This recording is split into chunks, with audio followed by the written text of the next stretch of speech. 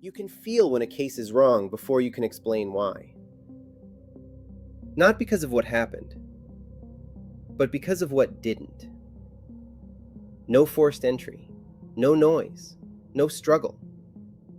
Just a quiet subtraction. And that's unsettling, because subtraction requires precision. Statistically, infant abductions without forced entry are rare. When they do occur, they usually involve known individuals, family members, caretakers, custodial disputes. That doesn't apply here. That's the part people rush past. They want the dramatic explanation. They want a villain who kicks doors in and leaves footprints. But this case doesn't behave like a crime of intrusion. It behaves like a crime of access. 4 confirmed cases, 3 states, all between midnight and 4 a.m. No physical evidence recovered in any of them. When I hear that, my brain doesn't jump to suspects. It jumps to stories. Not because I think stories are explanations, but because stories are records. They're what humans leave behind when the same thing happens often enough that it needs a name. Pattern recognition doesn't require myth. It requires data. Sure, but data has a short memory. Stories don't. I know how it sounds when people say this, but I really did just turn away for a second. Not even fully. I was still in the room. I remember because the light was still on, and I thought about turning it off. But I didn't. I didn't hear anything. No footsteps, no noise. And when I looked back, it wasn't like something was wrong right away. It just felt empty. Like the room had skipped something. I keep replaying it, trying to figure out what I missed, but there isn't a moment where it happens. That's the part that scares me.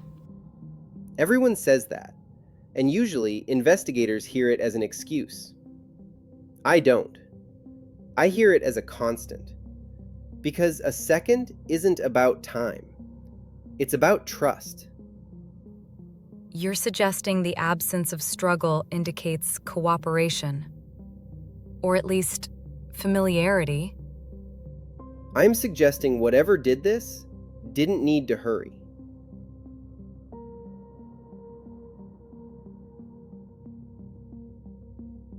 Summarizing operational traits.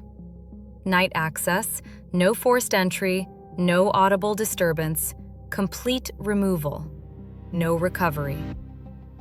From an investigative standpoint, that suggests planning. From a human standpoint, it suggests something else. It suggests a presence that doesn't feel threatening until it's gone. That's not how burglars work.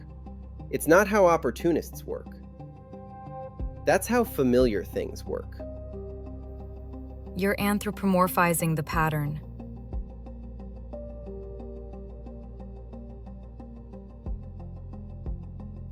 There is a documented folkloric archetype that aligns with this behavior. Don't give me the name yet. Give me the shape. A predatory system that targets children first, operates at night, removes without force, leaves no remains, expands its victim profile over time. The earliest recorded label for that pattern is Lamia. A label, not a belief, just a way of saying, we've seen this before.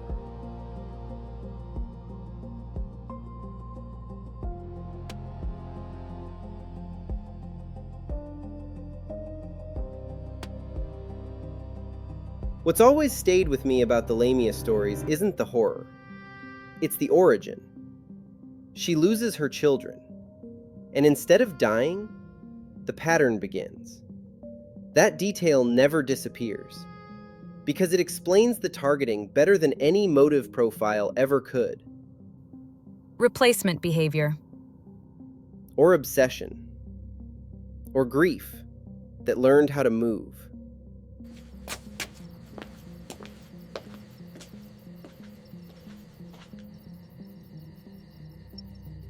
Later cases suggest escalation. Victims are older. Circumstances are intimate. Entry appears consensual. Same system, different door. From an investigative perspective, that matters. It suggests adaptation. Which means it's not finished. Archetypes are useful only if they narrow outcomes. What does Lamia-type behavior predict? It predicts patience. It predicts proximity. And it predicts that the thing doing this won't look like a threat, because it never needed to.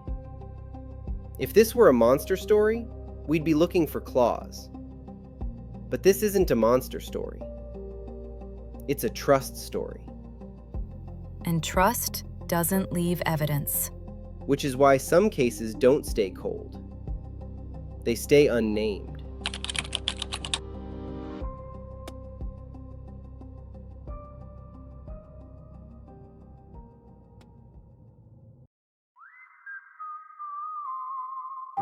The street was still, the lights stayed on.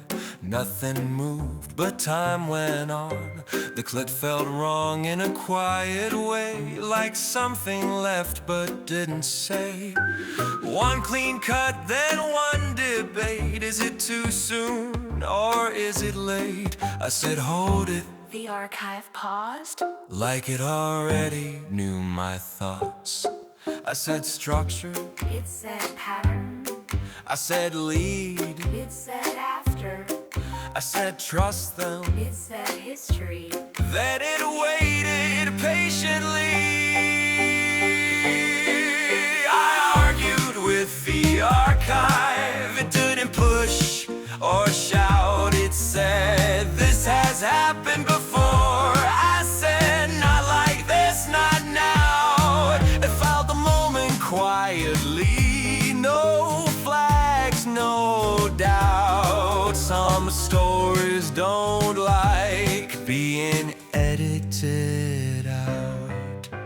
The file said nothing, which felt loud. No broken glass, no warning sound. The timeline blinked between two frames. Nothing changed except the name.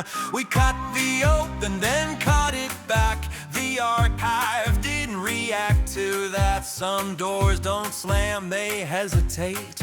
And that's where patterns concentrate. We should keep the cold open. It was removed for pacing. That doesn't mean it was wrong. It delayed orientation. It established the pattern. The pattern existed regardless. People can wait. We couldn't get back. Shorter! I argued with the archive. It logged the disagreement. It said noted. I said good, and nothing else was changed. So if the open lingers or the silence stays, that's not a mistake. That's the archive, letting the moment find its place.